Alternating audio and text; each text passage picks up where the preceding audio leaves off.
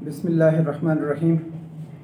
हज़रात, जैसा कि आपको मालूम है, पिछले 10-12 दिन से हमारे मुल्क में हमारे बलूचिस्तान और केपी का इलाका और इसी तरीके से जनूबी पंजाब और अपर सिंध जो है, ये सारा इलाका सैलाब की वजह से पानी में डूबा हुआ था।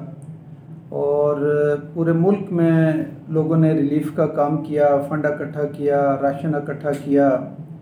और उसके लिए जमात इस्लामी ज़िला रावलपिंडी ने भी अपने तमाम ज़ोन के अंदर कैंप लगाए और उसके नतीजे में एक बहुत बड़ी रिलीफ़ एक्टिविटी जो है ना यहाँ पर हुई।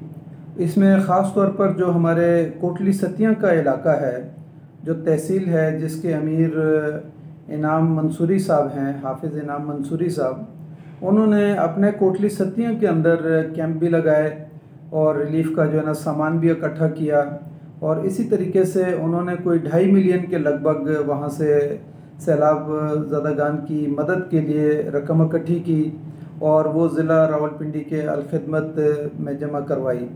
मैं ख़ास तौर पर कोटली तहसील के जो लोग हैं, उसमें डॉक्टर हैं, इंजीनियर हैं, नौजवान हैं, बच्चे हैं, ताजर बरदरी है और इसी तरीके से हमारे जमात इस्लामी के कारकुनान हैं, अहबाब हैं, हल्का ख्वातीन है और जितने भी लोग जिन्होंने इस यानी नौजवानों में यूथ है, जितने भी लोगों ने वहाँ पर काम किया और मार्केटों में जाके लोगों के आगे सामने झोली फैलाई और कैंप लगाए और उसमें जिन लोगों ने पार्टिसिपेट किया, मैं समझता हूँ कि बहुत बड़ी कंट्रीब्यूशन है आप लोगों की और मैं आपका तहे दिल से ममनून भी हूँ कि आपने बहुत बड़ी ये कंट्रीब्यूट किया। दूसरे नंबर पर आपको मालूम है कि हमारे जनूबी पंजाब और सिंध और बलूचिस्तान और खैबर में पहले मरहले पर हमारे अलखिदमत और जमात इस्लामी के कारकुनान ने लोगों को रेस्क्यू किया, उनको डूबने से बचाया।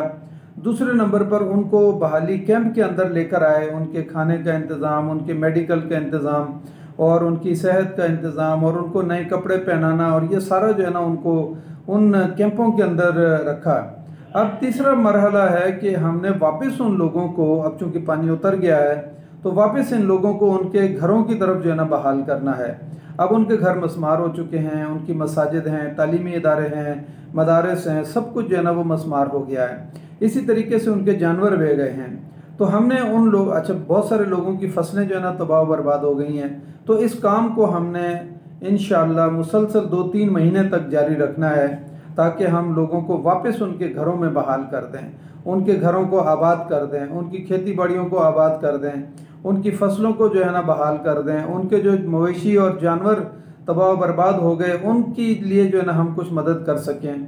तो इसलिए मैं कोटली सतिया के तमाम आवाम से और अपने डोनर से और अपने कारकुनान से यही अपील करूंगा और आपका तहे दिल से मैं ममनून भी हूं कि आपने पहले भी बहुत कंट्रीब्यूट किया है, लेकिन इस काम को अभी जारी रखना है उस वक्त तक कि जब तक हम लोगों को अपनी जगहों पर बहाल ना कर दें।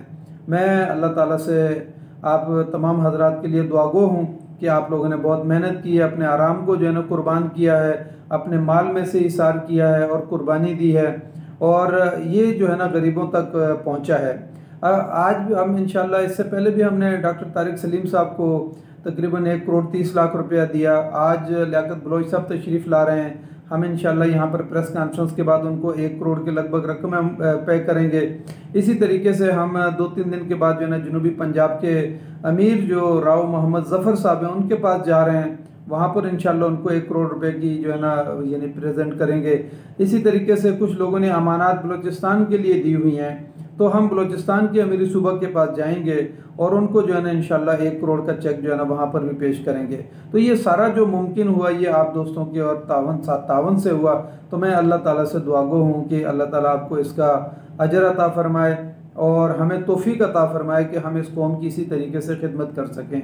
अभी तक जैसे कल लियाकत बलोच साहब ने कहा कि 6 अरब के लगभग यहाँ पे पूरे पाकिस्तान में अलखिदमत और जमात इस्लामी के वर्कर्स ने फ़ंड जमा करके 6 अरब रुपए तक लोगों की बहाली के लिए जो है ना यानी फ़ंड कलेक्ट किया है।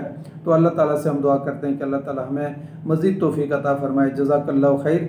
अस्सलामु अलैकुम व रहमतुल्लाहि व बरकातुहू।